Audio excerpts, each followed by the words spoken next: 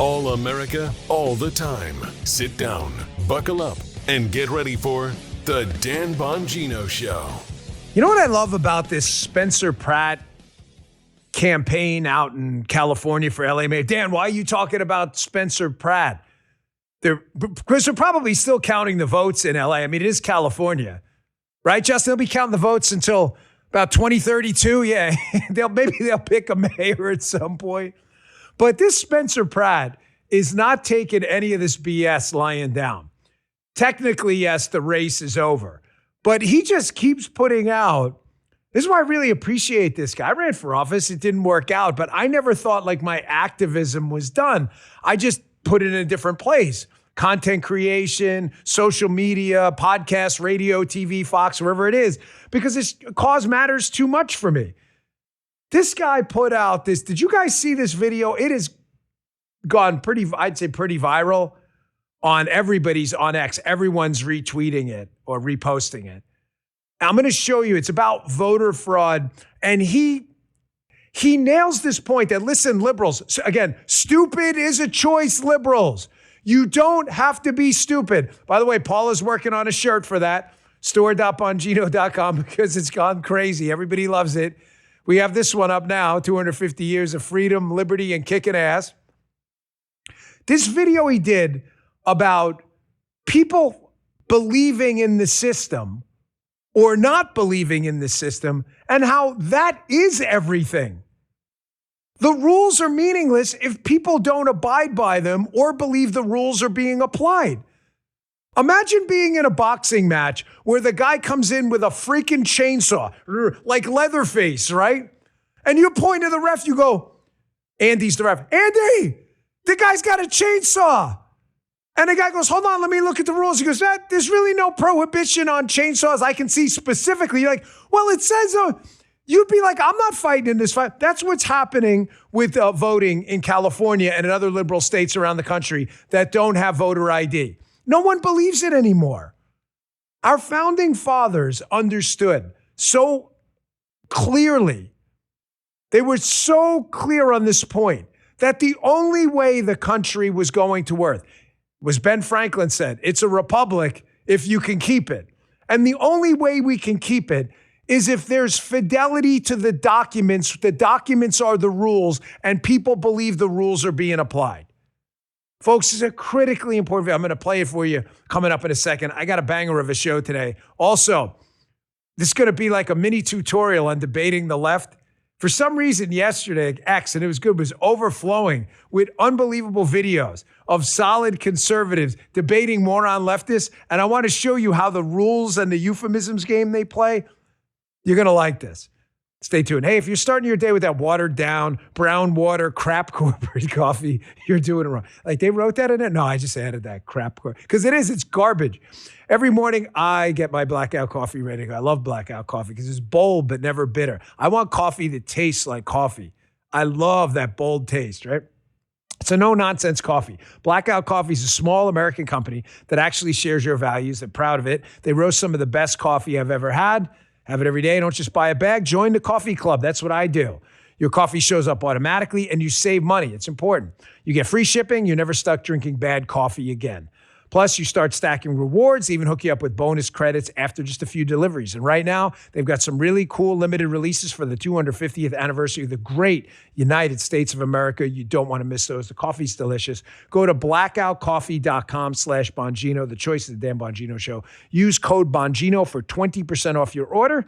That's blackoutcoffee.com/Bongino. Join that coffee club today. Trust me, once you make the switch, you're not going back. Thank you, Blackout Coffee. Fellas, let's go. Without further ado, because what does Dan hate more than anything? He hates talking about himself in the third person. You get the joke? But second, he hates unnecessary teases. Here is part one of this banger of a video, Spencer Pratt, former candidate for the Los Angeles mayor position, who I think was robbed. Here he is talking about potential voter fraud and proof versus evidence, things we discuss in this show all the time. This guy's messaging is top notch. Here's part one. Check this out. In judicial ethics, the mere appearance of potential fraud is disqualifying. Same goes here. Whether or not there is widespread fraud occurring, there's certainly could be. And it doesn't matter how many times you scream, there's no widespread fraud. A lot of people believe there is, and there's no way to actually validate it. This isn't just about whether or not fraud is swinging the election. The appearance of fraud already is swinging the election. People rightly have zero faith in this janky, inefficient system. They feel like their vote isn't being counted. They feel like illegal ballots are being cast, and they're not wrong to worry about it. There's literally no safeguards in place to prevent that from happening, and way too many openings for it to occur on a massive scale. Folks, I've made this argument to you many times through the 10 plus years we've been doing this show in various formats. We rarely underestimate the left. Folks in the chat, like, who thinks the left is incapable of the far left of really horrendous things? Totalitarianism, communism, fascism. The answer is like, no one. Everybody understands the capabilities of the left. After what they did to Donald Trump in his last term, even now, nobody on the right, nobody I know that's serious, underestimates the left. I have said forever, and I will continue to say now, that one of our tactical advantages, and one of the reasons, despite that we don't have academia, we don't have the entertainment community, the culture has gone left, one of the reasons we continue to win elections, Donald Trump has won 2, possibly 3 times on this, which is apropos for this video. One of the reasons we have the House and we have the Senate is because we are tactically very good at observing what's going on the left, taking it in, and adjusting our political battle tactics. They're terrible at it for us. They're terrible. I bring that up with regards to this excellent video by Spencer Pratt. He doesn't have to do this. The guy's, I don't know his money situation, but he probably got enough money. Whatever, I did my thing. I fought the fight. I'm going away. The race didn't work out. I didn't do that. And I got to tell you, for what it's worth, I'm proud of this guy for not doing it either. He brings up the key point. Ladies and gentlemen, the system and the rules, the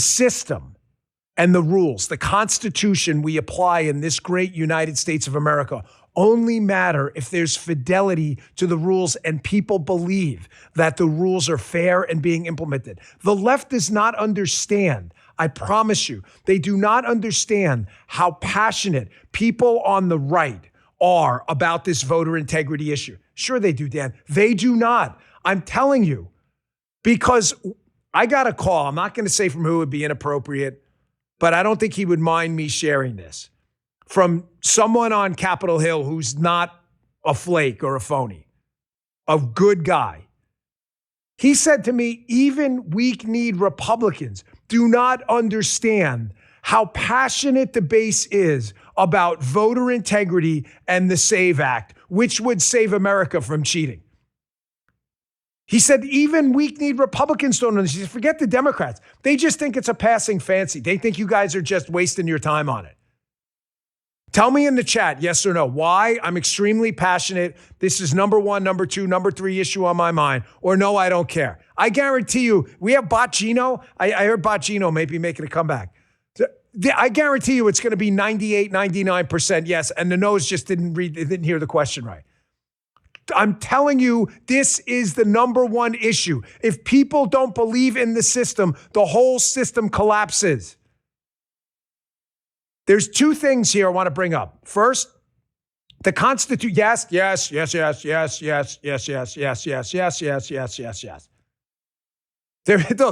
you think nobody reads our audience better than me. I've been with you guys, and you've been with me forever.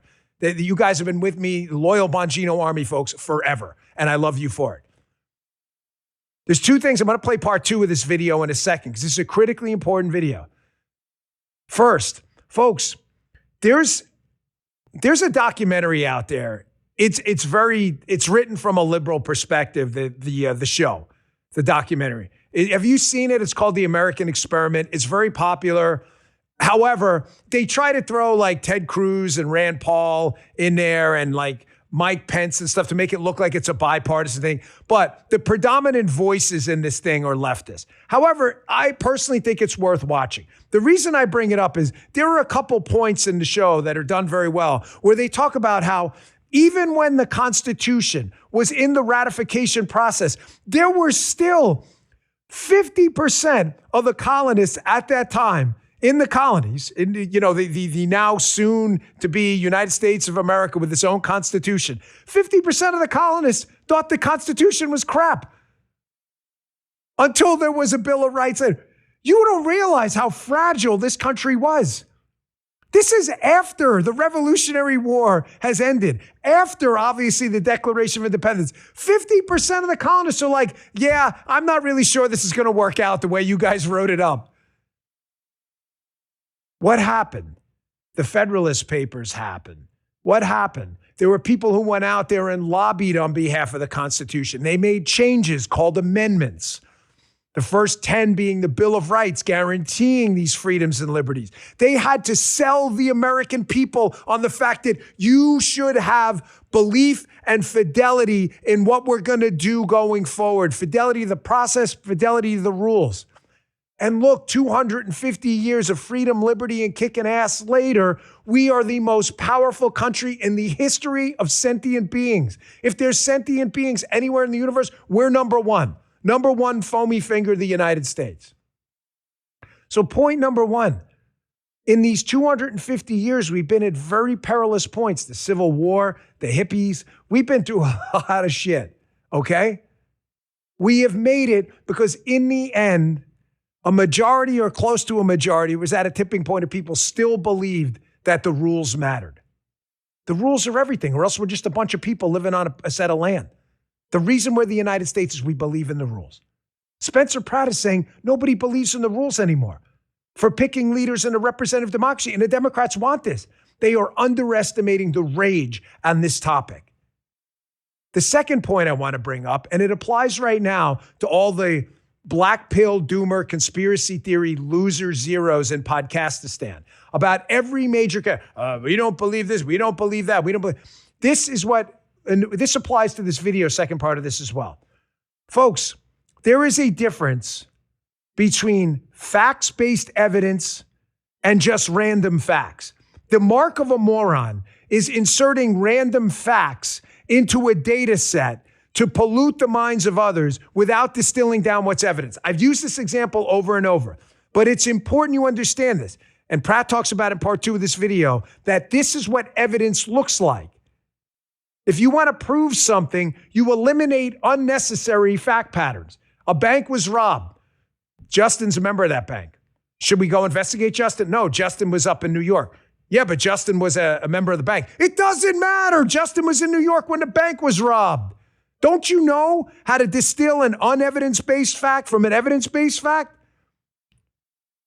Here's Pratt, part 2, talking about how the liberals always claim to want evidence, and then you give them evidence that could lead to proof, and they just ignore it when it comes to voter fraud. Check this out. Now, anyone saying that there's no evidence of fraud is lying. There's tons of evidence, and I was the one who got it. All those videos that you saw of homeless people admitting that they were paid for their vote, where do you think they came from? Immediately after the big spike of votes came in for Nithya, I sent my team down to Skid Row to collect evidence. We were warned by some very well-connected people that this was happening, so we acted on it immediately. But if you want to end this fraud, doing protests and bitching about stolen elections won't get you anything. You need the fraudsters to start catching charges. For that to happen, you need proof. That's what investigators do. They turn evidence into proof with a robust investigation. You think it's a coincidence that 20 FBI agents suddenly descended on Skid Row to investigate vote fraud? Why do you think they were there? You don't get evidence by going to rally or storming the ballot processing center. You get evidence by doing real work. And the first rule of criminal investigation is you do not talk about it. Here's the reality. It's too late for my campaign. A lot of people refuse to accept that, but I can. I told you all to get your ass out and vote. Tell your friends to vote. Vote enough to beat the cheat. We didn't beat it, but that doesn't mean I quit. I don't know how to quit. My goal isn't to try and salvage the campaign, just like my advocacy in the wake of the Palisades fire wasn't about my own home. It's too late for me. This is about you. This is about the next one. It's about exposing this corrupt rigged system and changing it for the next election. If I have to be the kamikaze pilot to finally get this fixed, so be it. There's a right way and a wrong way to do this. The right way isn't easy, but it ends with commie animals and handcuffs. I will restore faith in our elections if it's the last thing I do. And to all you fraudsters out there, we've been watching you, and justice is coming. Someone in the chat said, Dan, you broke the number one rule. You're falling in love with a political figure. No.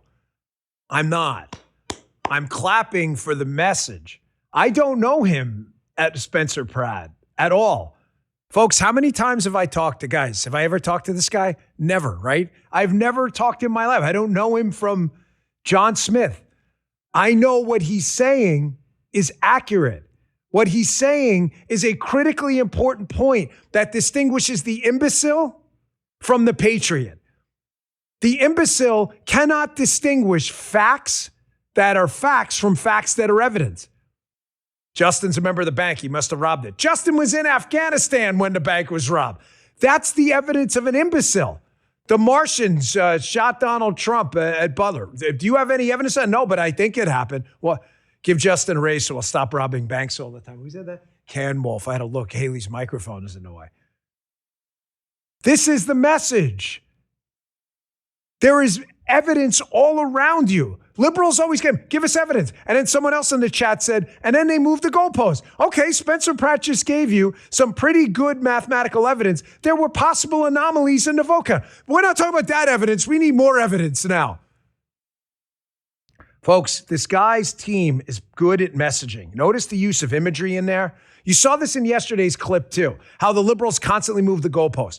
I played the CNN clip with Dana Bash and Interior Secretary Doug Burgum, where Interior Secretary Burgum is talking about, hey, we've arrested people for vandalizing the reflecting pool. And she's like, well, do you have photos of them doing it?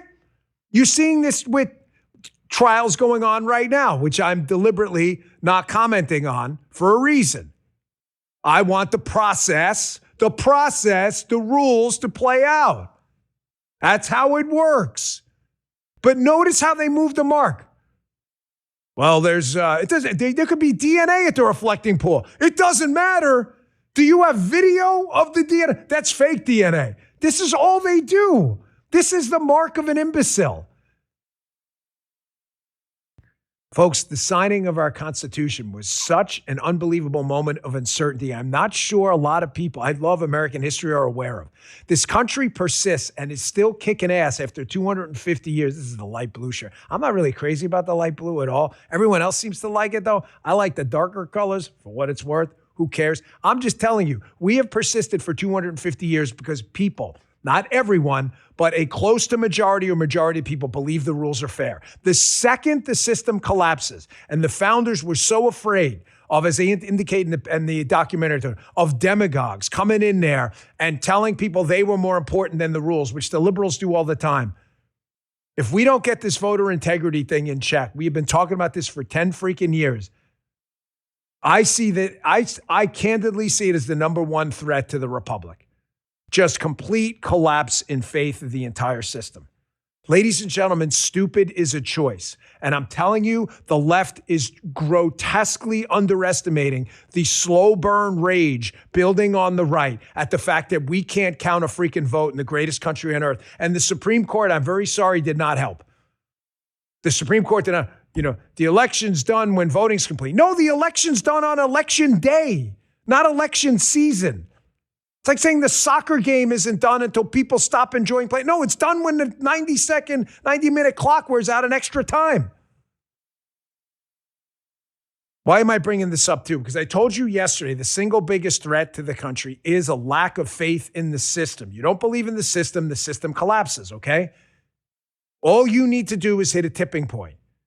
And who's contributing to this? Here's Democrat super lawyer Mark Elias interviewing who's back? Hillary Clinton. By the way, she's in that documentary all over the place, whining. I can't believe I won the popular vote, but I didn't win the Electoral College.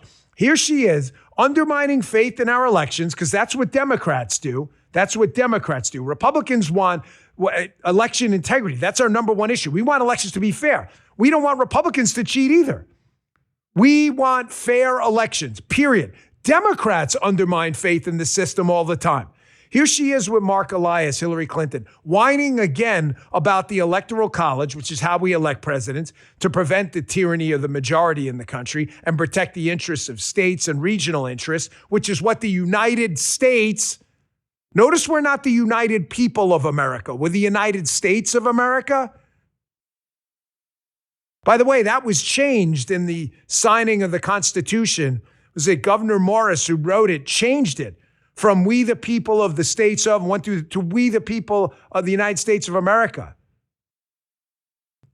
Here's Hillary Clinton, again, bullshitting stupid people on the left that the Electoral College was there to protect slavery. She can look this up. Matter of fact, I'll do it for you after this clip. but she doesn't want to because she likes to lie to undermine faith in elections in the United States. Check this out. You recently, I think, called for the abolition of the Electoral College, which would be a really good Actually, I start. called for it in 2000. Oh, did you? Okay. I did. I did. When I won my Senate race and Al Gore won the popular vote and lost the Electoral College, that's the first time I said, this needs to go because this is not reflective of one person, one vote. And we shouldn't be hanging on to an anachronism that was designed for slave owning states. Let's re-envision it for the 21st century, as you said. Take a look at popular vote. I mean, the popular vote movement is going state by state, and they're getting closer to a 270 electoral number that might feel possible. But let's figure out what legislation in Congress could protect that, so that it's a structure that would be blessed by federal legislation, so that when we reach perhaps the number of states we need, so that the states electors vote for the winner of the national popular vote, it's protected against Supreme Court interference. Here we go with this national popular vote scam. So California, they can't even pick a freaking mayor in LA, is going to pick the president as we wait every 4 years in a presidential election, months later, for California to come up with the votes they need to win the national popular vote in any close presidential election. No thanks. 2 thumbs down on Yelp. Google reviews, no good. I'll pass on that. Folks, Hillary Clinton is full of shit. And what bothers me most about this clip is, listen to me. I worked with this woman. If you think she's stupid, do not make that mistake. Hillary Clinton is not dumb. Kamala Harris is probably genuinely stupid, as is AOC. Stupid relative to their role. They're just dumb and ignorant. They don't know anything. The yellow bus comes down the street. Kamala Harris. AOC, well, can you comment on the Middle East and that Margaret Hoover interview? I don't really know much, but I'll comment anyway. AOC, who doesn't even understand our China policy with Taiwan. She's just an idiot. Hillary Clinton, I promise you, is not stupid. That is not a celebration of Hillary Clinton. It's an acknowledgement that we understand the left better than they understand us. Hillary Clinton just thinks you're all dumb, and I promise you guys are very smart. Hillary Clinton knows the Electoral College had nothing to do with slavery at all. She's lying to you because she wants minority voters and dumb liberal Karens to fall into this trap and use the race-based identity politics argument to make sure they can steal every presidential election by California and New York voting. Hillary Clinton could look up, because when there was an argument going on about the Constitution, and make no mistake, by the way, we all know, everybody knows this, every sane person with morals. The abomination of slavery, it was a tragic compromise in American history that had to be made, and we look back on disgust in the whole thing. The 3/5 compromise, everybody understands that. However, that was not what the Electoral College was about.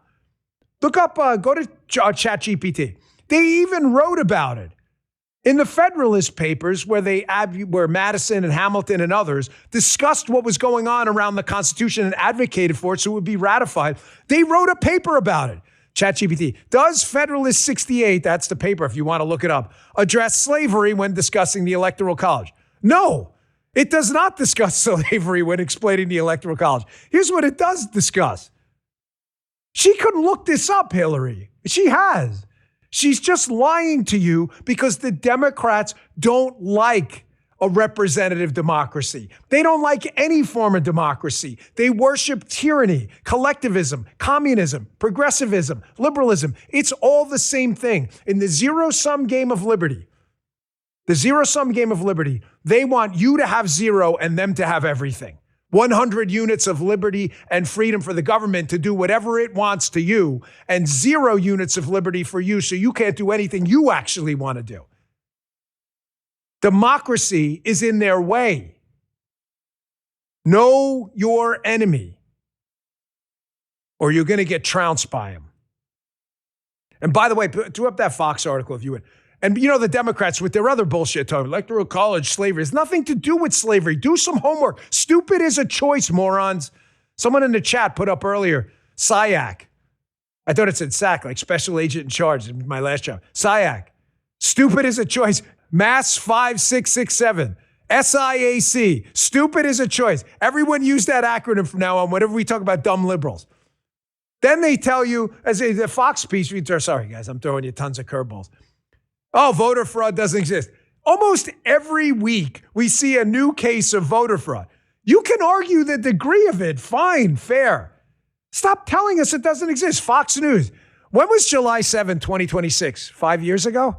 Justin's like, no, that was just a couple days ago.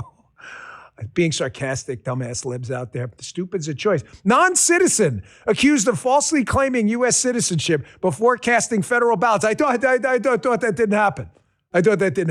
The Heritage Foundation has a whole library of voter fraud cases. Hans von Spakovsky's been doing this for years. You can look it up, Stupid is a SIAC. Sorry, there we go in the chat. Stupid is a choice. Don't be stupid. Hillary Clinton is not dumb. She's a tyrant. She's a demagogue. She's exactly what the founders feared. Electoral college was slavery. No, dumbass. It was not. Do some freaking homework. Folks, President Trump was just dropping bombs yesterday. What word do I hate more than anything? Literally, because people literally overuse it. However, Trump was dropping bombs yesterday, literally and figuratively. I'm going to show you what I mean, because I found some of this yesterday on X. Folks, President Trump has always been this way. When you see some of the footage, I'm going to bring in, one of them is a Hillary Clinton piece. I'm going to show you, anyone out there claiming they didn't know what they were voting for, whatever. I'm sorry. Again, stupid's a choice. You just didn't do your homework on the guy. The guy's not taking any shit. He's never taken any shit. He's built buildings in New York with tough unions. I'm not knocking you. I'm just saying they're tough. You deal with the locals there, they'll put the big rat up in front of your building. And if you grew up in New York, you know what I mean. He was dealing with corrupt building inspectors, shitty mayors like Beam and Ed Koch and others. You don't think this guy's been through fights before? Oh, we didn't know what we were voting for with this Iran pop. Well, you just didn't do your homework. I'll show you what I mean coming up in a second. Quick break. Let me tell you something. When you sign your insurance policy, for some of these brokers, that's the finish line. They shake your hand, they take their commission, you're done. Well, you won't hear from them again until renewal time either. Well, that's not how your business runs. Your business has gaps and risks that run year round. Where's your broker? That's why I'm introducing you to SuperSure. If your company has more than 25 employees, whether you're the owner, CFO, or HR manager, it can be too complex to just buy a policy online. You know that. SuperSure is the super agency built for you, licensed in every state for your business insurance and employee benefits. At supersure.com, you can access tools like the fine print fax tool, which translates your current policy into plain English so you see what's covered and what's not. Really great tool. Plus, they have another one, a business value calculator. You can estimate what your business is worth so you know exactly what needs protecting. Check it out. Go today. Just check it out. Supersure.com/Bongino. One super agency, one powerful platform, all your policies in one place. That's supersure.com/Bongino. Consult with a licensed insurance producer to discuss coverage options for your specific business needs. Paid for by Supersure Insurance Agency, LLC, a licensed insurance agency. Thank you, Supersure. Today's show also brought to you by one of my favorite products. When they came on board as a sponsor, I was already a customer. They know that. Dose. D-O-S-E. I love Dose. Their line of products is amazing. We talk all the time about health hacks, what's happening around you, but you got to pay attention to what's happening inside your own body. You only got one, folks. It's your temple. A lot of men don't think about cholesterol until the numbers are they're on a lab report and it gets out of control. Then suddenly it matters. At a certain point, you look at your cabinet and you think, when did this become my life? Another bottle, another capsule. That's one reason I chose Dose a long time ago for cholesterol. It's not another pill. It's just a drinkable, delicious, it really is, daily shot. You know, people say delicious, they don't mean it. I mean it. It is amazing. Dose for cholesterol is clinically backed to support triglycerides, LDL, HDL, and total cholesterol levels. It's managed mine unbelievably. It's a gentler alternative with ingredients you recognize, like coenzyme Q10, ginger, pomegranate, and amla. New customers can save 35% in your first month of subscription by going to dosedaily.co/Bongino or entering code Bongino at checkout. That's dosedaily.co/Bongino for 35% off your first month subscription. Great product. Check it out, dosedaily.co/Bongino. These statements and products have not been evaluated by the FDA, not intended to diagnose, treat, cure, or prevent any disease or condition. Thank you, Dose. Love the product.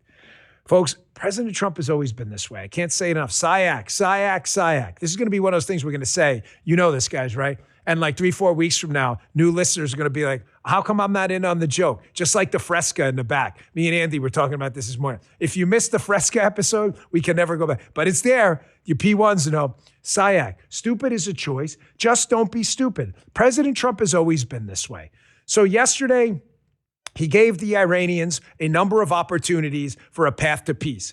Liberals complained about that. Trump always chickens out. Then Trump starts dropping bombs again. There's that Fresca. Trump and our terrific, brave, patriotic military starts taking out targets again to open up the strait, and they're complaining again. Warmonger. I don't understand the bipolar left. You just look stupid at this. Just take a position and argue against it. Stop arguing against yourself. Here's President Trump yesterday with MSNOW. And this is more about President Trump in general, how if you miss these videos, you don't understand what the guy's constitution is. His constitution is to fight back, always. He's the got a Queens kid in him. I grew up in Queens. Queens kids are always rough. Queens, New York. Because they never had the reputation of the Brooklyn kids. I grew up in Queens. I grew up in Glendale. Trump grew up in a different part of Queens, but not far. Queens kids never have the reputation of Brooklyn. No one wants to fight the Brooklyn kids or the Bronx kids. They're always just presumed to be tough. He's from Brooklyn. Ugh.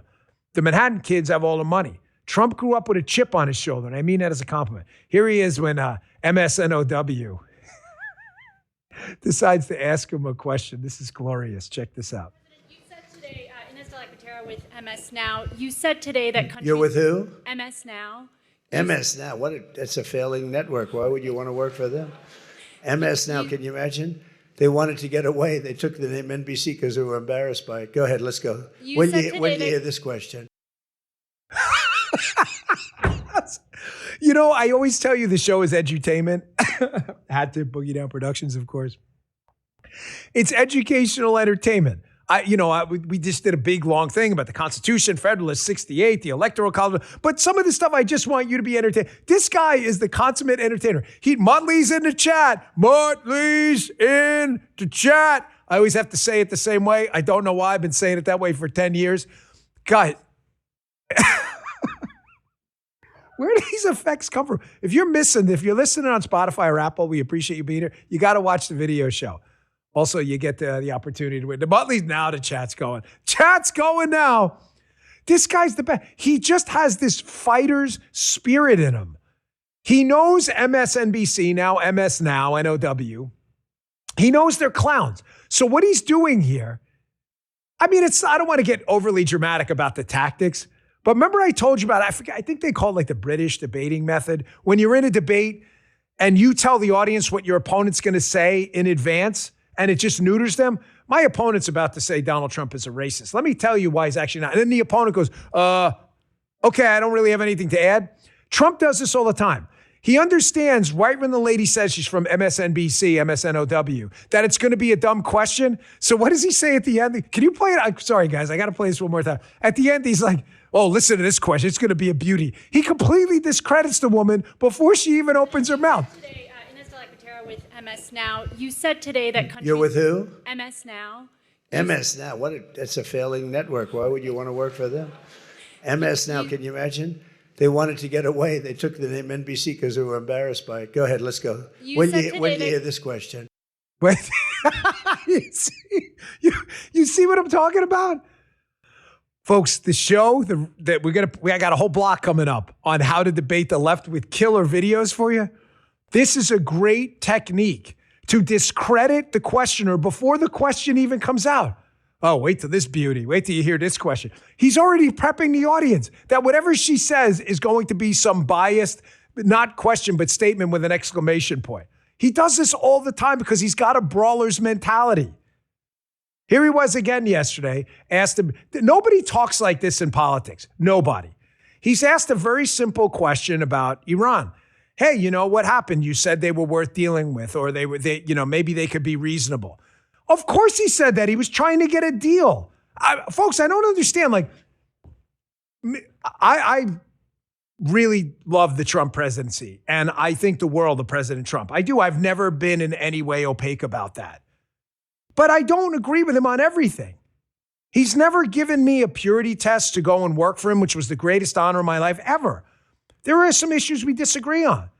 I'm not really a huge fan of the tariffs, and we have a different tactical approach to abortion, although I think the end game is different. President Trump is always open to disagreement, but he's a negotiator. I don't understand how you don't see this. Even if you're negotiating with the most evil people on earth, trying to get to peace, which is what he wants. If he loved war, he would have just already annihilated the entire country.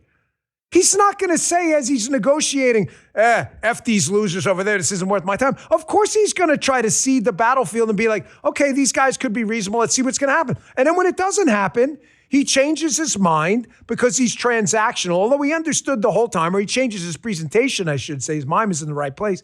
And he says, hey, I gave him a shot. They didn't work out. I got to know him. The left is like losing their mind over this as if he was supposed to stick to an old approach that wasn't working. Check this out.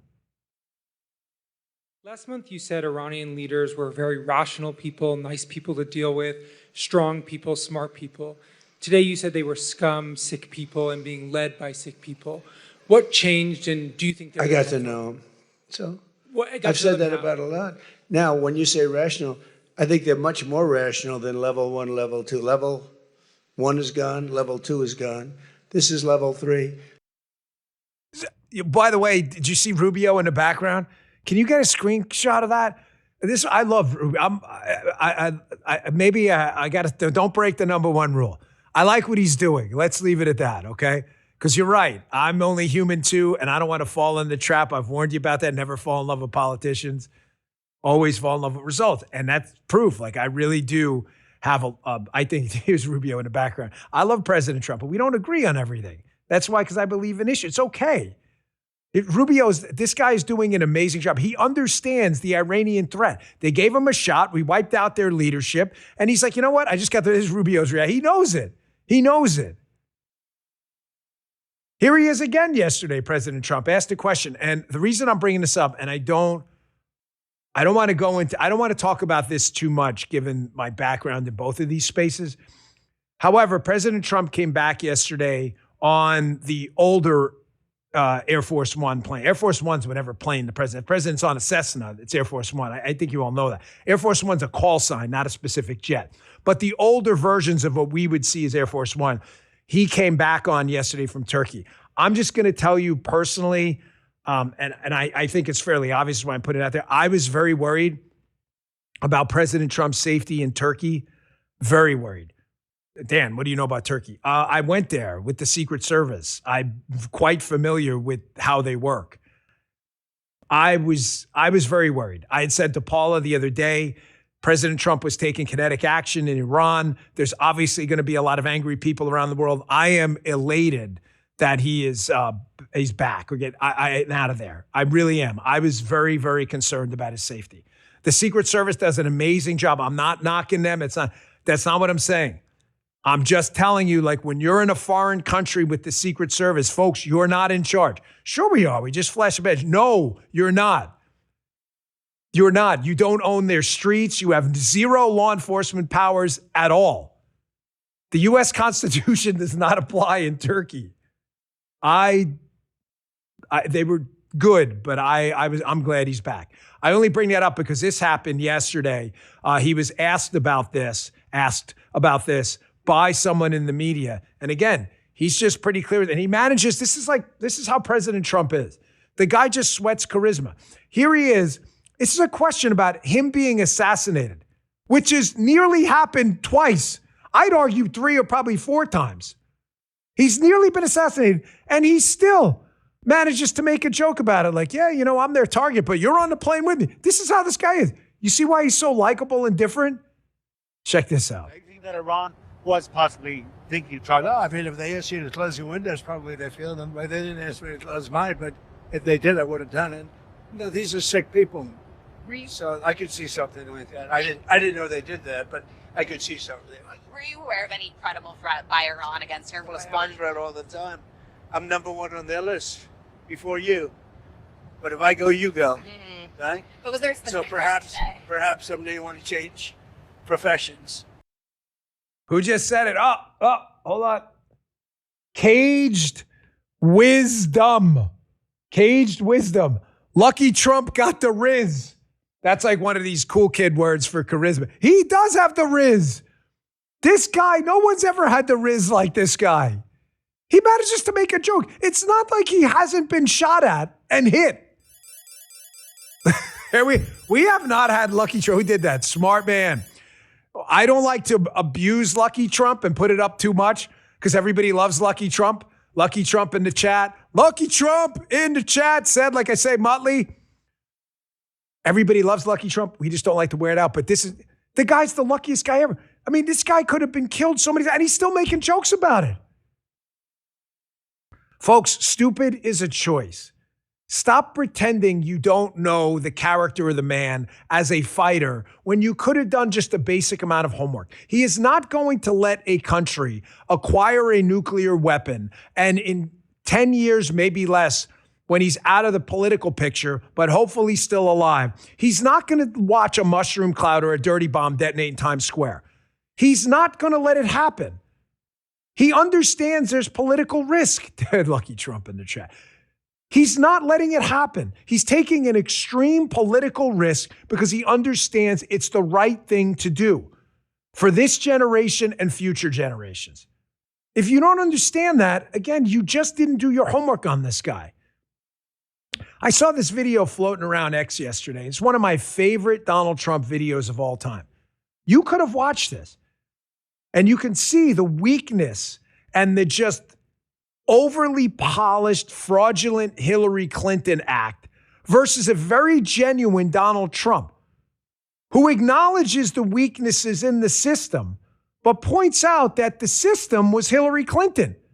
This is their debate when the subject of tax code carve-outs comes up. And Donald Trump's fairly candid. Hey, I use them. Why wouldn't I use them? But that's not the point. She's talking about carve-outs, but she was part of the government as a United States Senator. Why didn't she do anything about it?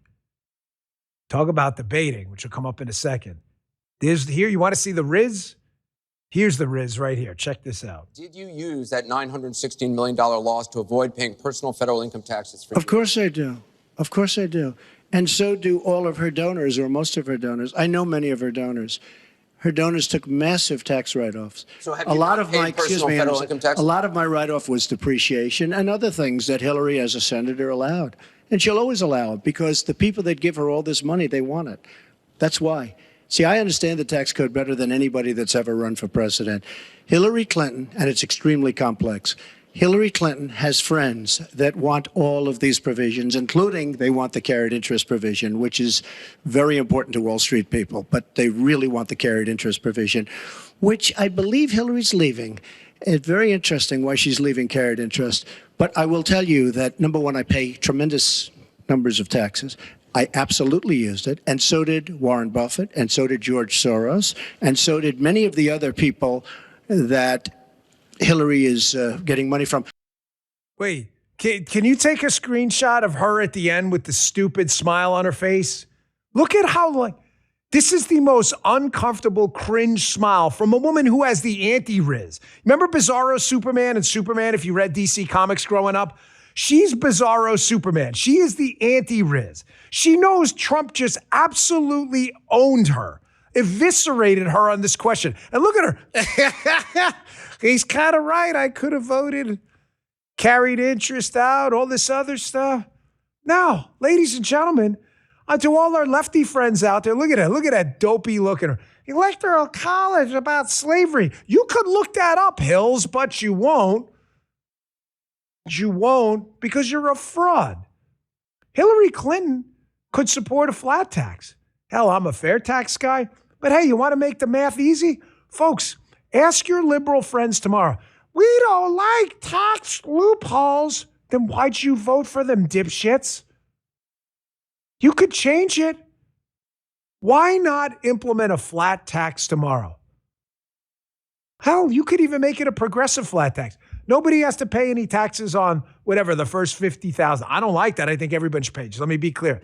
But even if you had a capitulated point, first 50,000 of income's tax-free. After that, everybody pays 15%. How about that? There would be no, quote, loopholes. Watch your liberal friends crap their diapers and claw at their friends. Oh, I didn't mean that. Why do they love loopholes in the tax code? Because of what Donald Trump just said. You took advantage of it. Of course I did. She voted into office. You know why? She wants to take care of her rich donors who love the loopholes that benefit them. That one hurt. That was a kick. You ever get a liver shot in boxing? Holy Moses, that hurt. Was it De La Hoya who caught one that time? You'll be down on your knees. You'll be down. That was a debate liver shot. You love tax loopholes. Yes. Melissa for the mitten in the chat. This is a P1. Big hat tip, Melissa. A Star Was Born, Dave Chappelle. Some of you will get that. Man, you're good. You know, I thought about using that, Melissa, but his comedy lately been so bad. It's not really that funny lately, sorry. But Dave Chappelle did a whole SNL skit. Melissa knows because she listens to the show. We used to play it all the time, where Dave Chappelle talked about that exact clip, and he calls Donald Trump an honest liar. And honestly, he means it as a compliment. It doesn't sound it, but go watch the clip and you'll see what I mean. He brings up the exact things. Now, Hillary Clinton had no response to any of this because nobody talks like that in politics behind the Riz captain, President Trump.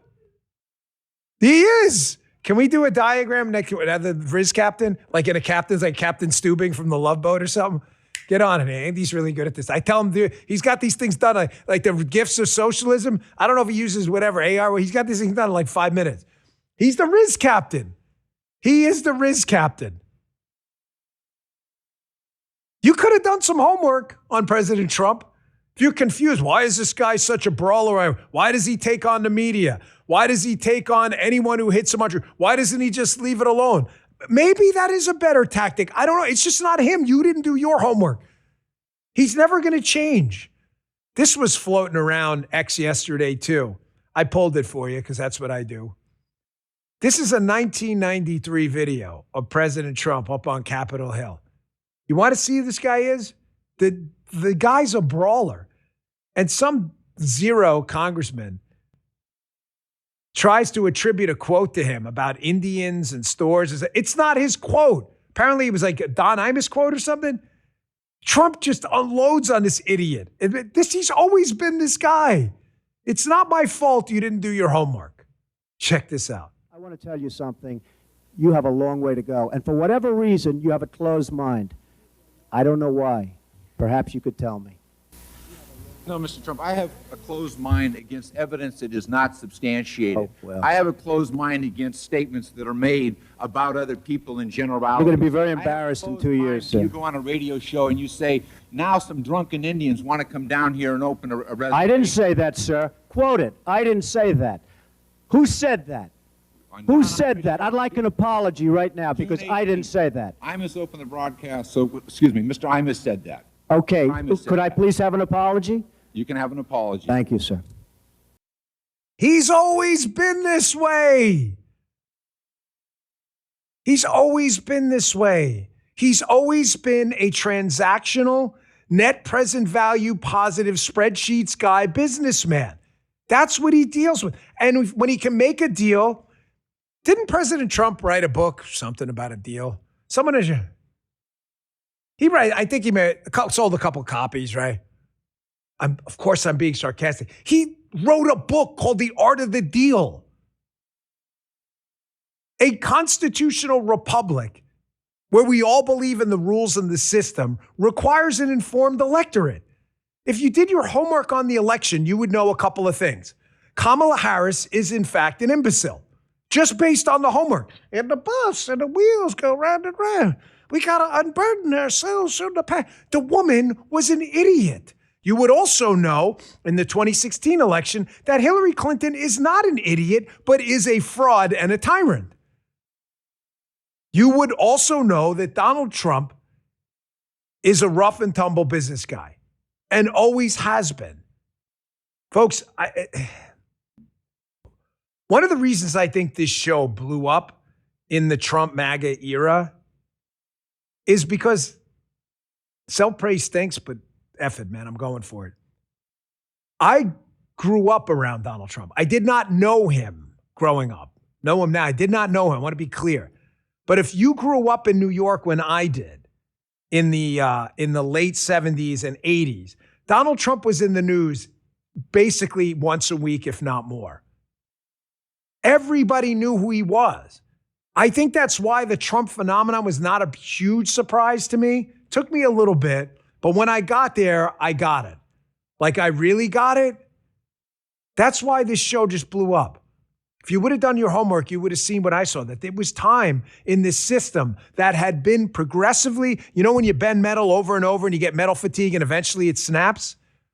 The country was getting to that point, folks. Fidelity in the system has gone away.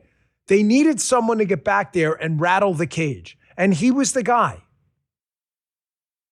Folks, we have to continue this fight against the doomers and the traitors. We have to. I'm going to take a quick break here. It's our last break, but as my good friend Ginny Thomas says all the time, you are the leaders we've been waiting for. We are dealing with very, very dangerous people. I am concerned, but not as concerned about the Kamala Harrises as I am about the Hillary Clintons, who know what they're doing and are tyrants. Kamala Harris was just dumb. And she's not charismatic like AOC, who's dumb but charismatic. Kamala Harris is neither. AOC and Hillary worry me. They worry me because Hillary Clinton's a tactical tyrant, but AOC is a dumb but charismatic one. They should worry you too.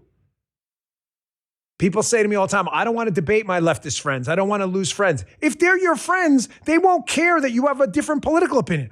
I go to barbecues and outings every weekend with people who don't think the same as me politically.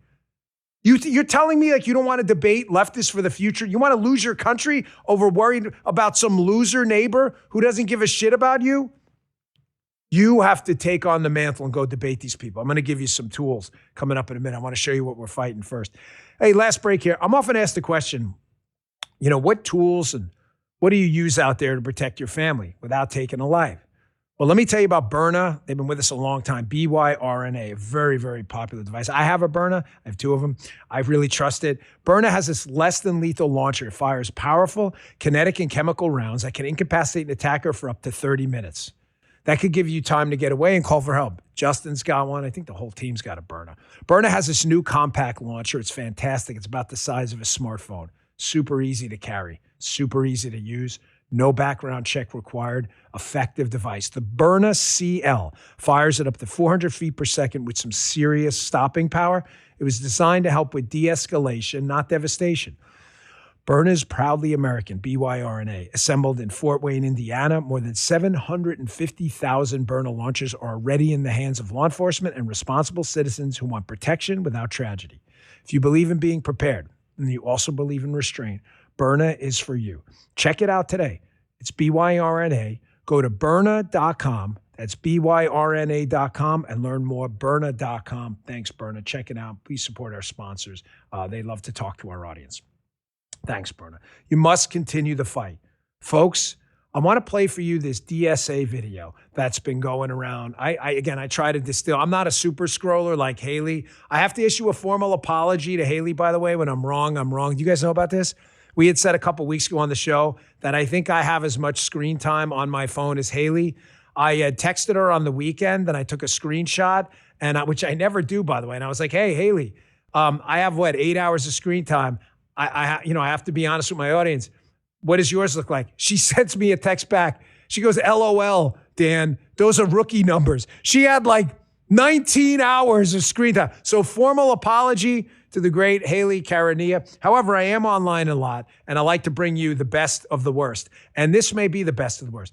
These are the lunatics you're dealing with who are taking over the country right now in New York, Colorado, and elsewhere. The Democrat, socialist / tyrants of America. Listen to them openly talk about destroying your country. You, double fingers pointed at you. It is your country. destroying your country from the inside, not even hiding it. These are the people you want to let take control because you don't want to debate? I know you do. Check this out. We have a unique responsibility to act from the heart of empire, the belly of the beast. The most important thing that we can do is take that empire down from within. Our role ultimately is to facilitate our own empire's failure in ways that we can, ultimately to overthrow our own empire. U.S. imperialism is not a thing that can be reformed away. It has to be overthrown through revolutionary struggle. And to build a mass movement that can use the leverage of workers to hit the kill switch on American imperialism here within the American empire. Sayak, stupid is a choice. And ladies and gentlemen, this is not just stupid, it's freaking dangerous. This is no time. Was it, for those of you who grew up in New York in the 80s and 90s, was that song about halfway crooks, was that Mobb Deep, that rap song? Someone help me out in the chat. Justin Follow. Was that Mobb Deep? I forget. Obviously, 80s or 90s in New York, it was just a rap day. Everybody listened to rap all the time. I got in the country later. This is no time for halfway crooks, okay? This fight is real. It is time to go all in. These people are not effing around. They are openly telling you they want to destroy the country from the inside. Someone said in the chat, they're not taking over. I promise you, they are. They're taking over that entire part. They have hijacked the entire Democrat Party. They're terrified of them. Schumer, Hakeem Jeffries, everyone. You have actual communists. And I saw an op-ed in the Wall Street Journal the other day where the guy was suggesting that Democrats are going to fall in line, these socialists, when they get elected. Really? Show me any evidence of that. AOC, nah. Rashida Tlaib, nah. They're not falling in line at all. They're as crazy as they were the second they swore in and swore to violate the Constitution. That was their oath. This is why, again, I support and remain supportive, fully supportive of President Trump. President Trump is a transactional guy. He's not going to explain to you the Communist Manifesto versus Montesquieu. Not that he's not capable of it. He's certainly capable. He's not dumb. He just is very transactional. Communism, bad. People starve and die. And he's got away with the riz of just explaining it. President Trump is the warrior we need right now against this communist infiltration of America. He just is, because he gets it. You doubt me? Listen to this exchange that happened just the other day when he's asked a question about communism after these communist victories and the takeover of the Democrat Party. This is a guy who gets it. He doesn't over-explain. He sees it on the spreadsheet and says, net present value +1 for dead people? We don't want more dead people. Check this out. Communism. You've been issuing a wake-up call to Americans at home about the dangers of communism. And now you're speaking on the world stage. What's your message to people both living under communist and socialist regimes, but also people living under democracies like in Europe and America who might not have realized how close communism has come to home? Yeah, that's a great question, actually. But look, I want to get the word out because what's forming is communism in the country. And communism's easy to sell. I would be the greatest communist in history. I'd be right up there with Lenin. I'd be as good as anybody. You've got free rent for the rest of your life. What they don't say is that you'll be living in squalor in 12 months. You've got a free house. Would anybody like to have a free house? We'll take it away from somebody. We'll give it to you. You'll have murders all over the place. Communism's a disaster. It's been proven to be for thousands of years under different names, but same thing. Folks, that's why he keeps getting elected. Because he talks to people where they are. I love Montesquieu, John Locke. I love it. And I strongly encourage you to go and read everything from the Federalist Papers to the work of Montesquieu and Locke and others as well. Rousseau and others. Just read them all. Contradictory opinions on it. You should do that. However, when you're sitting there and you're talking to 330 million people, talking in a way where it makes you sound overly intellectual, not for the purpose of exchanging ideas, but to make yourself look good, is not politics. He doesn't do that. This guy's the warrior we need. Let me tell you who else was a skilled debater. And I hesitate to bring his name up only because it obviously elicits an emotional response. Many of you will have too. And given the preliminary hearing going on, Charlie Kirk was a phenomenal debater. Charlie was a skilled debater. I'd argue at that age like no other. Charlie had a gift at an early, I was a lot older than Charlie. Charlie was a very young man who was just exceptionally skilled at debating. I bring that up because the loss, when I was at the memorial service in Alabama, I was talking to Pete Hegseth, and there was a lot of this, next man up, like we got to fill his shoes. And I made the argument that we have to be realistic, that he was the Michael Jordan of debating. Like, you just don't fill Michael Jordan's shoes. Like, that doesn't happen. Charlie was the GOAT. I mean, he just had an ability to do this. Now, we have to basically apply the Moneyball theory, where you're never going to replace, Jason Giambi at first base. But what you can do is you can get a whole lot of people out there who fill in the gap, and at least we try to get back there. Here's Will Witt, very skilled debater. I wanted to show you because this is how it's done. This is how it's done. He's at one of these events where we engage in a back and forth. This is why we understand the left better than they understand us. The left just wants to put you in jail. Turning Point, Charlie, Will Witt, and others, they just go out to these events and they say, tell me what you think. The left never does that to us. That's why we always, we maintain our presence out there, despite academia, the intelligentsia, all hating our guts. This is why we continue to win elections, because our people understand them. They will never understand us. Here's an exchange that's just glorious, and I want you to watch how it's done. I could learn a lot from this. I get very excitable. I think you've seen that. It's the Queens in me. Will Witt does a very good job, and I strongly encourage you, when you're debating your Obama-loving, hopey-changey neighbor, stay as calm as possible.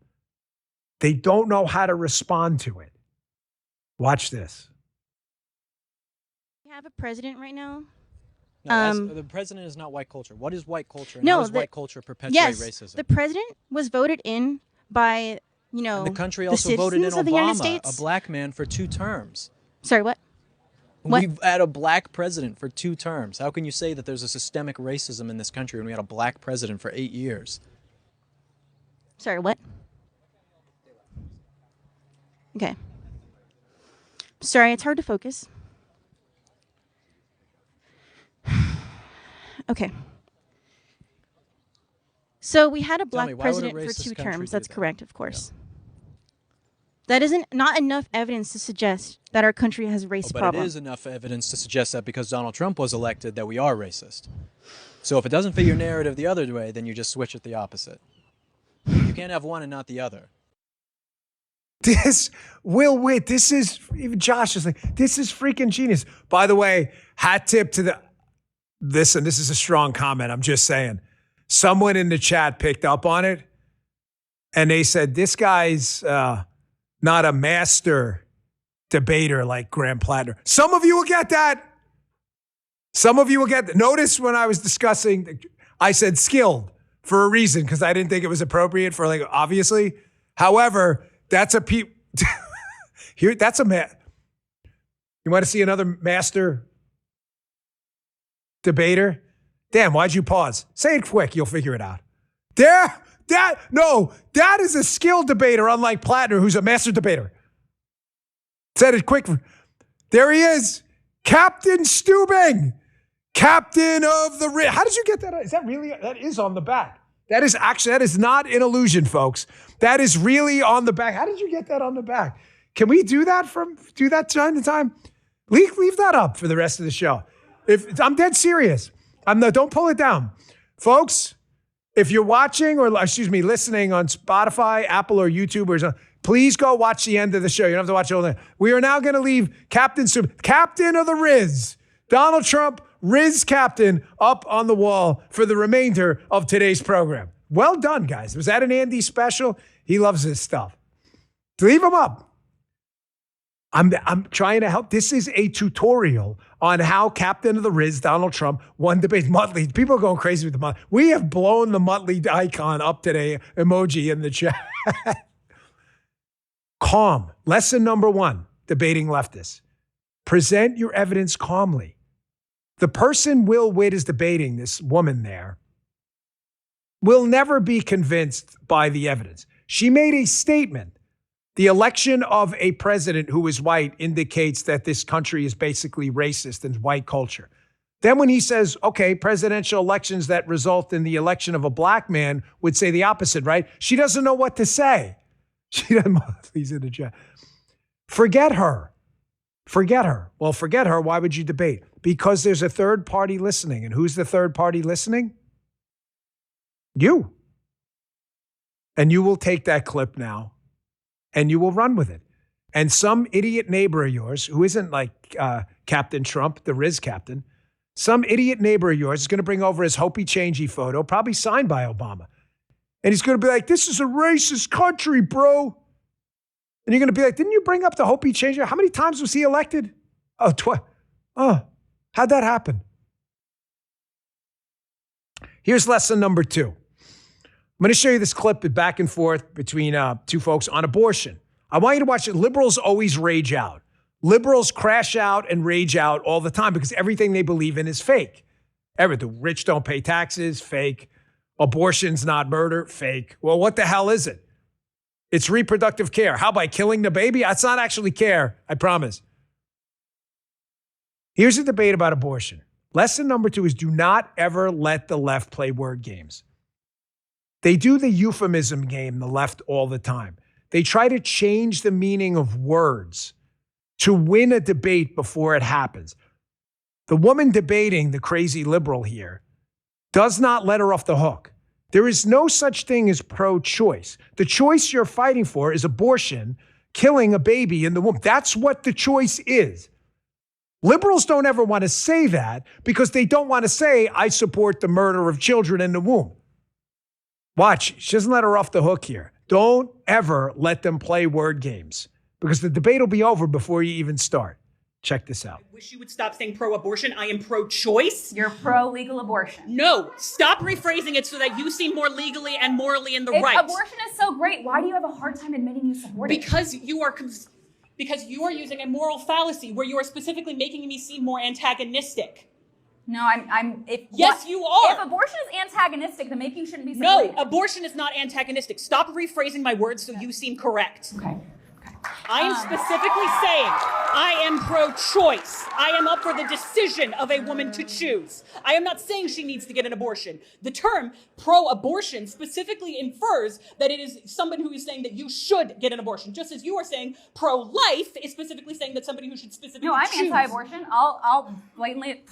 I'm anti-abortion. You are pro-legal abortion. I am anti-legal abortion. Yes, Establish that. Anti-abortion specifically limits to what you are specifically saying. Pro-life also does the same thing. You specifically limiting me to pro-abortion, saying pro-abortion. Now, you might not just be pro-abortion. You might also support other choices, but you're still pro-legal abortion. Then why are you limiting me to that one aspect of my Because I ideology think it's and not important using a simpler that term you admit that what you encompasses support. everything? I think because we disguise the word abortion behind the word choice to cover up what abortion is, and that's the deliberate killing of innocent children. Hat tip, Students for Life, Lydia Taylor Davis. Excellent job. Don't let them off the hook. Lesson number 2, don't let them play word games. When they tell you they're pro-choice, what choice are you supporting? What are you pro? Pro-choice for what? A flat tax? You want to choose? No. Pro-choice for what? Pro-choice for what? School choice? School choice means you can pick your school. When you're talking about a choice, what are you choosing? Oh, abortion. Liberals don't ever want to talk about it. Meanwhile, Lydia Taylor Davis has no problem what she supports when she says pro-life. I support us fighting against the murder of children in the womb. Very clearly. Liberals love word games. They love word games because if they told people what they were actually about, we want your kids in shitty schools, we want to take over your health care with a government bureaucrat, we want to tax you into oblivion, we want to regulate your business to death. When they tell people this, people go, that sucks, I'm not voting for that. Do not let them play word games ever. Make them define exactly what they support. Here's another one for you. You want to see another example of this? This is another brilliant debate. Is this the moderate case? Is that? I love this. This is another great show. This guy's fantastic. The moderate, follow him on X.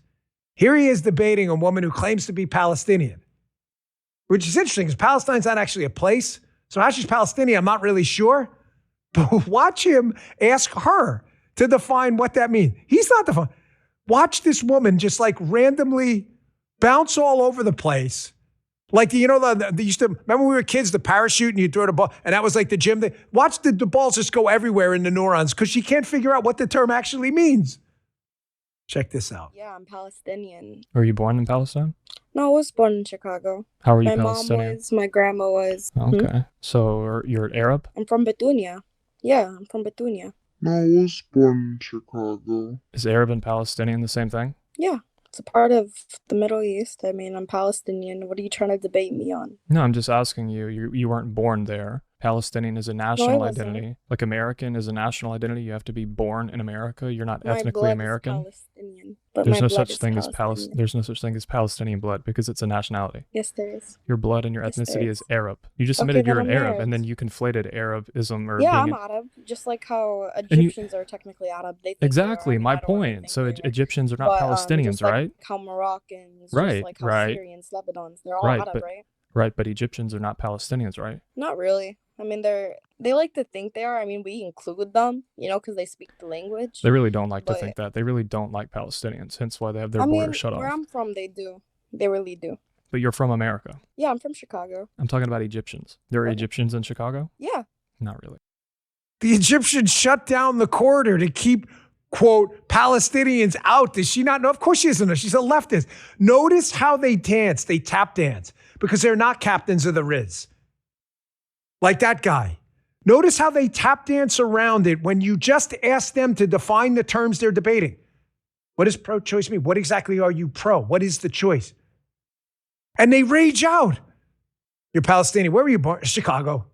Here is a When you hear this classic question. P1s. You're going to recognize this right away. Even I got to use the dreaded air quotes again, academics and pseudo-smart people on the left, the anti-racist crowd that just make this stuff up, they're just full of shit. They're not they love racism. They're just against a different group of people who are white, which is the definition of racism. Watch what happens again. You know where I'm going with this, you P1s? We've played this at least 10, 20 times. I think it was an entry into the clip of the year at one point. We should enter it again this year just for the hell of it. I don't know if that's part of the rules. Here's Ibram Kendi, one of these critical race theory knuckleheads. He's asked a simple question. This guy gets paid a fortune to go out and give speeches. He's asked a simple question like, okay, brother, like what's racism? Here's a hint. If someone asks you what a pen is and you use the word pen in the definition, you're probably a moron. What's a pen? It's like a penny-looking pen device. That doesn't help, bro. That's not a definition. It's circular reasoning. Watch Kendi squirm and people laugh at him when he's asked to describe what racism is. It's like a racist thing. Check this out. You define racism? Sure. So racism, I would define it as a collection of racist policies that lead to racial inequity that are substantiated by racist ideas.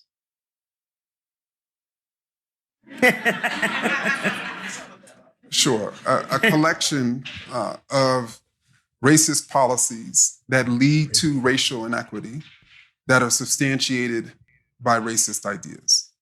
And anti-racism is pretty simple using the same terms. Anti-racism is a collection of anti-racist policies leading to racial, and everyone take yes, equity that are substantiated by anti-racist ideas.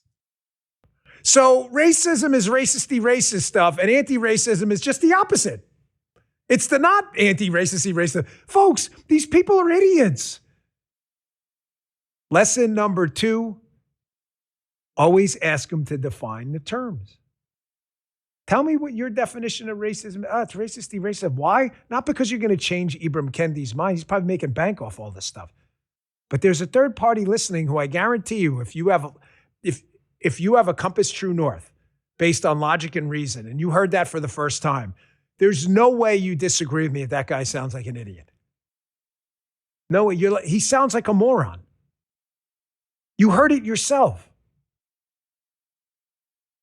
Here's the third rule of debating with the leftists. And this is the last one for this segment, but it's important too. Saul Alinsky rule, I believe, number 4, rules for radicals. Always make your political opponents live by their own rules. The reason is that works for us because we're not frauds. We support low tax rates because we don't want to pay high taxes to the government because it doesn't work. We support school choice because we want you to have school choice too. Going back to the show, beginning of the show, we support the SAVE Act because we don't want Republicans or Democrats cheating an election. We want elections. We want free and fair elections. The Republicans, good Republicans, not losers. We have no problem with this stuff. We want a set of rules because fidelity to the Constitution and the rules matters, or else you have an unfair boxing match. You can't have one guy with a chainsaw and one guy with 20-ounce gloves on. The left never lives by its own rules because the left wants rules for them, but not rules for you. That's how communism and collectivism works. The communists always get rich. It's the peasants who starve to death because the rules are different. I want you to watch this. This is Randy Fine up on the Hill. He's asking this Virginia representative about men in the women's room. And notice the guy squirm when he just asks him to apply the same rules to him. This is just glorious. Check this out. Do you use the women's restroom? Of course not. Why not? Because I would never use a woman's restroom. I'm a male. Because you're a man. Wow, that's a great thing. So why do you think men should be able to use the restroom in Loudoun County Public Schools? I don't. Okay, but they do.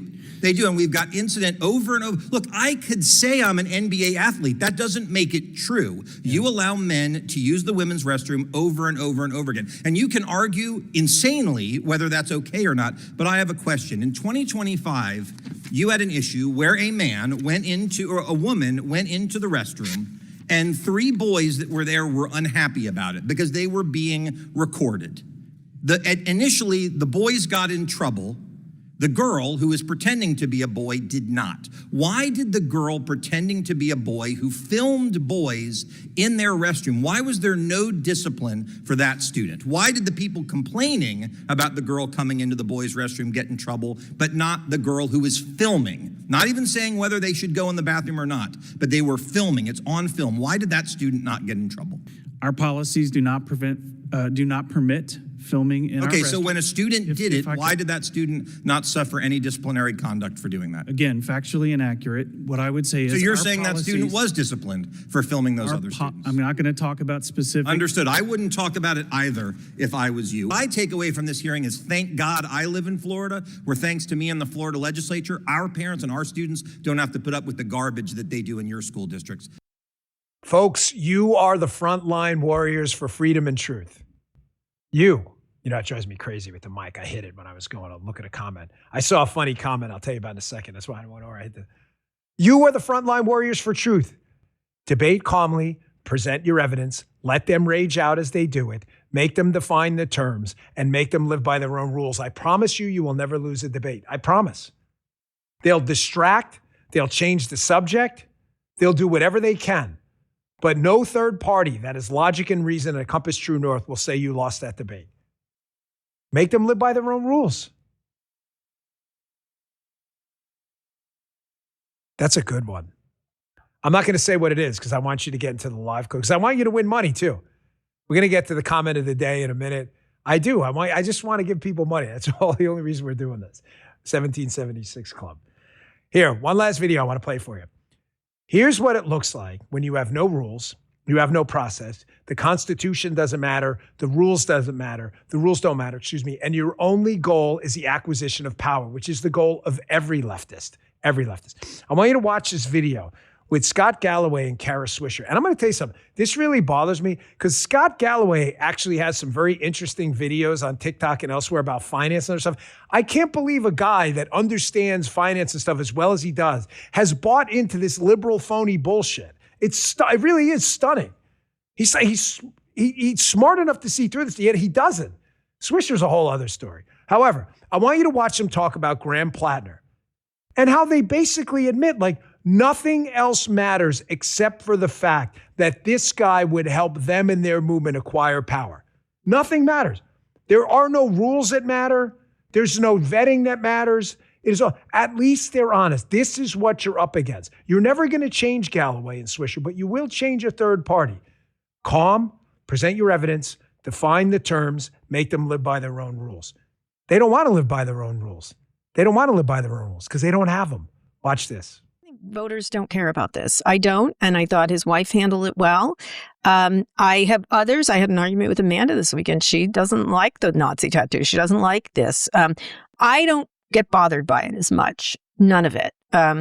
I think he's, as Amanda Littman correctly said, he's someone who had a drinking problem as a Marine, probably got that tattoo, has some mental health challenges, which he's trying to overcome, marriage problems, which his wife is insisting they're going to counselors and overcoming. Every election is a choice, not a marriage proposal. We're not hiring a priest. We're hiring a senator. Do you want to make sure that women's rights aren't continue to be rolled back? Do you want a more responsible economic policy? But we're going to talk about fucking tattoos and sexting? I mean, the obsession with personal purity has become a luxury belief. And folks, if your house is on fire, you don't ask whether the firefighter has problematic DMs. Are we going to continue to have one strike and you're out? I'm a Jew. I don't love a Totenkopf tattoo. Okay, if he gets drunk one night and gets a stupid fucking tattoo, the fact that he's trying to protect our liberties the next day and might be blown up by an IED, he gets a hall pass.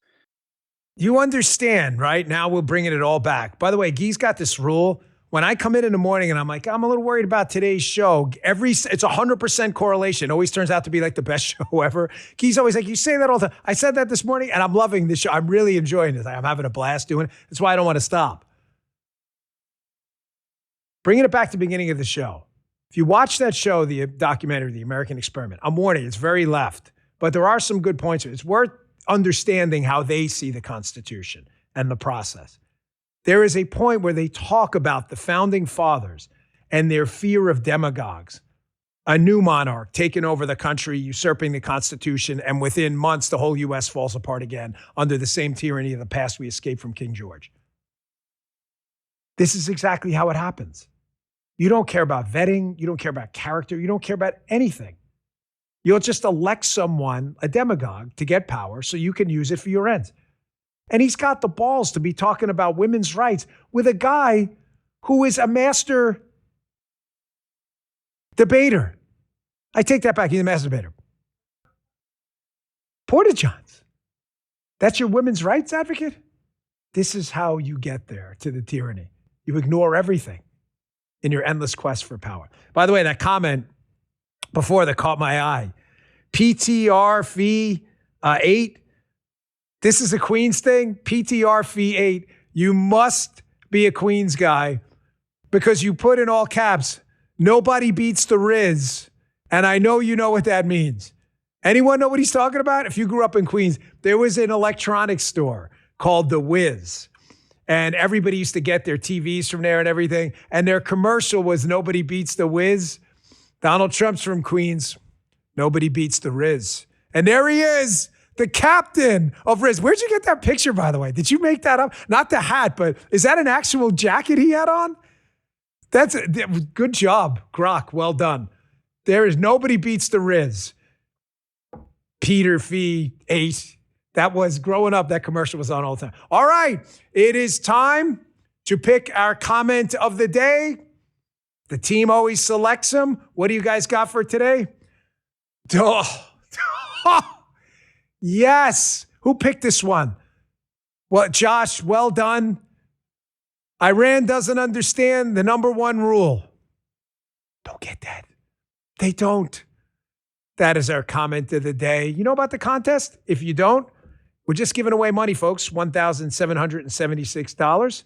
Every week, the Bongino 1776 Live Club. Obviously, you know where we got the number from.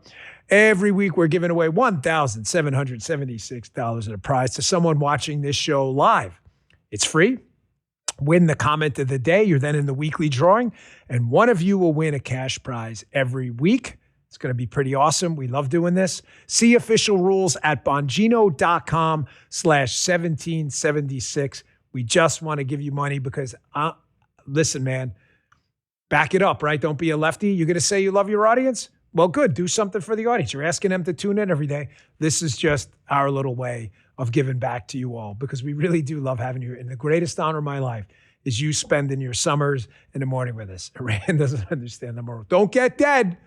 Don't get dead.